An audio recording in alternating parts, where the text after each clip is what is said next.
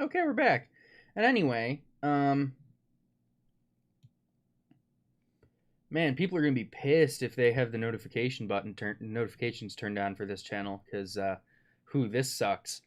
Um, AT&T said nope. Um, all right. So where was I? I was talking about how this reminds me of the little mixer we used to use backstage at my high school. So what we would do is where it says aux send on here, or maybe that's not. Yeah, two aux send one or what? I don't know how this is set up or labeled. But basically, you have an auxiliary send, so that's a separate mix. So we would send all of the microphones. Usually, what you do is you have different levels for all of the inputs going to the monitors on stage.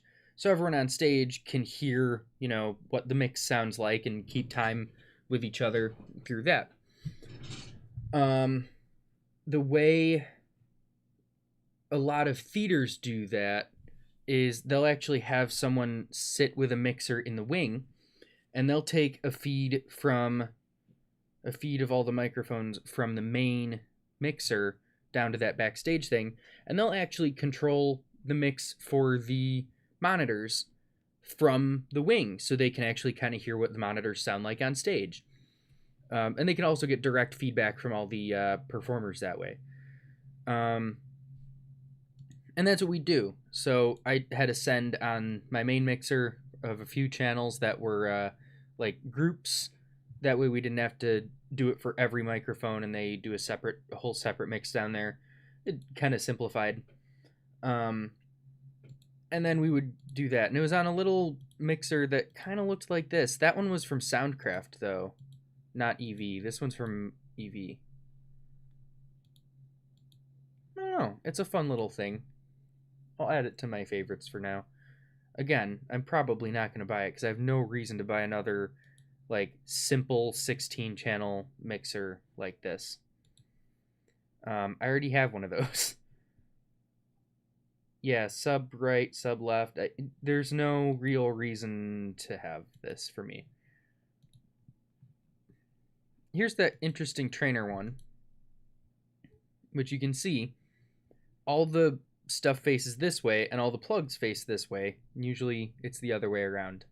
That's really just about the only thing I have interesting to say about this. I see these on here pretty frequently. I don't know what this page is. Let's reload it and find out. The Fostex cassette recorder. I don't know if I've explained these on here before. These are kind of cool. I want to get one eventually, but they're like stupid expensive right now because they're collector's items. And everyone's obsessed with the 80s right now. Basically, you've got 4 input channels. Those also kind of double as... Oh, no. On this one, they don't double as playback channels. You have... Yeah, okay. 8 channels, right? 4 input channels. 4 playback channels. 1 master. So, let's see.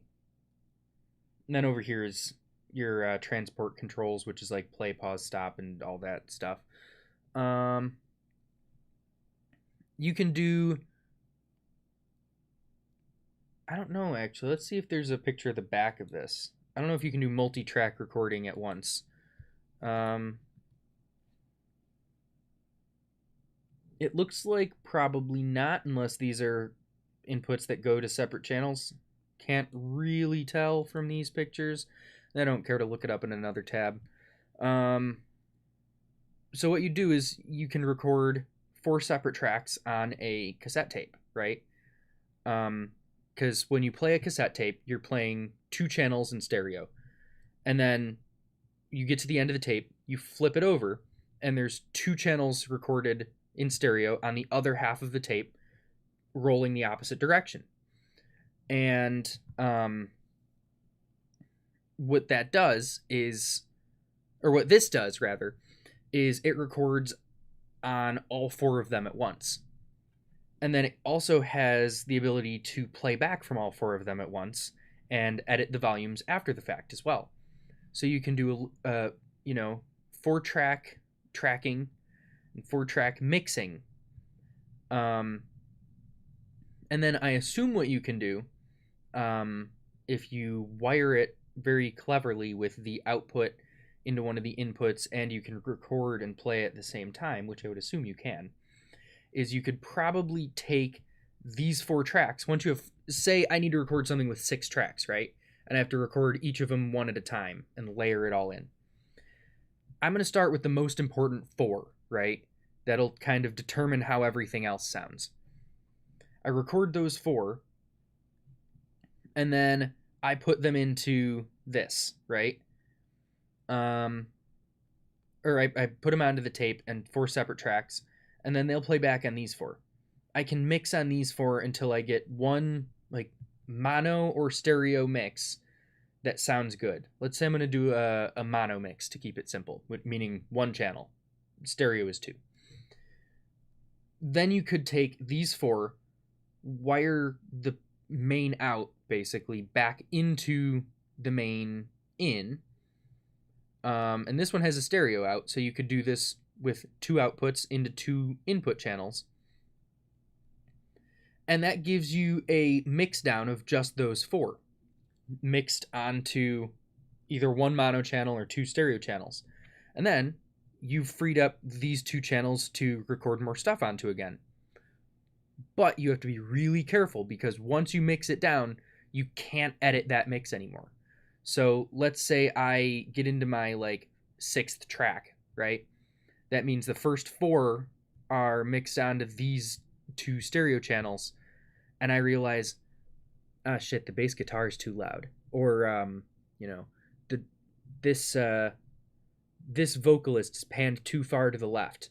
There is nothing you can do about it anymore, other than restart the project, record all over. And I'm sure there's more interesting ways to do stuff with this, where you start with 1 tape and then you take it out and switch into new tape. Now you've got 8 separate tracks, and then you do submixes of each of those tapes, and then mix down each of the tapes into a submix, and then take each of the submixes together and mix those down in pairs or something like that. These are cool. They're also stupid expensive. There's about 2 days left of this. This is probably going to come close to doubling this price based on what I've seen before. Anyway, this is a power supply. I thought it said power amp. Never mind. This one can go away. A little Tascam thing. Tascam makes pretty decent stuff usually. They do field recorders. In fact, I have one of their field recorders. That is, it's right here. On my desk and everything. That's a little Tascam field recorder. I have done so many different things with this. Honestly, if you have $100 to spend, this is a very good sound investment, especially if you do Foley stuff, or like sound effects a lot, because you can just slap that in your back pocket and take it anywhere and record just about anything with it. Obviously, you're not going to get studio quality out of it, but it's good enough for most things that you'd be using it for. It's basically just a nice, cheap little mixer. This is all stuff that goes to and from tape. It's got returns on it. I don't know if this would be probably like the prosumer sort of level, I guess. Or maybe it's just consumer, but a little fancier. Okay. FX16. Oh my god. My allergies been going crazy. My nose is awful lately. Wow, this has USB. Interesting. I didn't know that. FX16. This is actually like a model newer than this. Let me rephrase that. Same product line as this, but a model newer, right? Because this is, that's a Mix 12 FX. This is a Pro FX16. So it's a model newer and like a few models up, like up in the line. I've bitched about this before, but it always bothers me when they say 16 channel mixer and you actually only have 10 or no.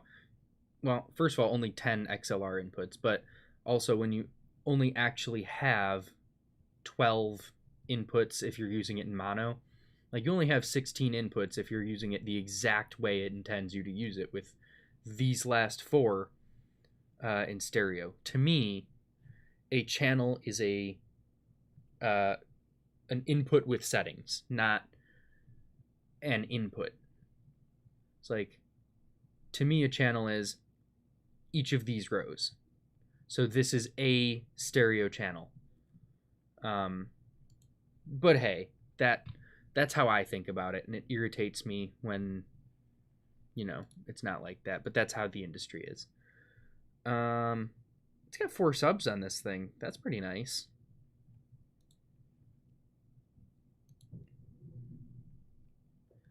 All right, let's see if I can get the 4th page to load. We might be here a while.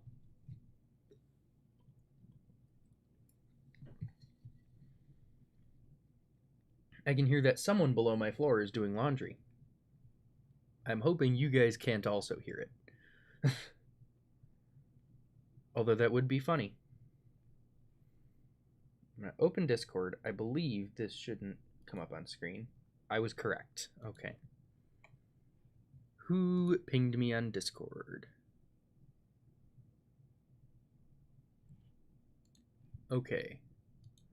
While this is still going,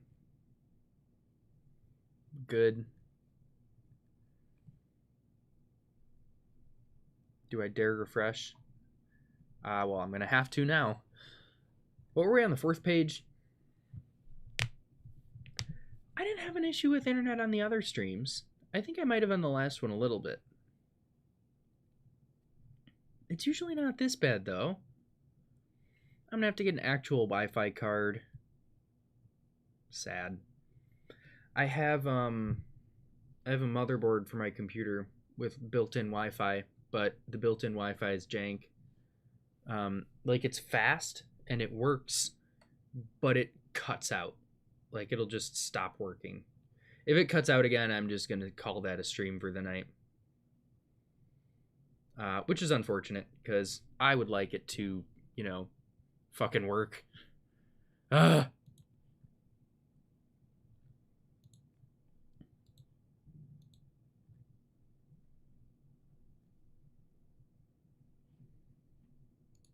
That was not the ping that I got on Discord. Oh, no, it was.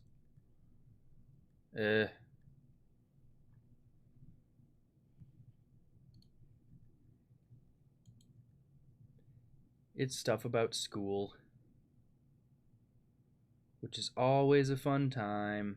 No, it's not. Who am I kidding? I hate going to class.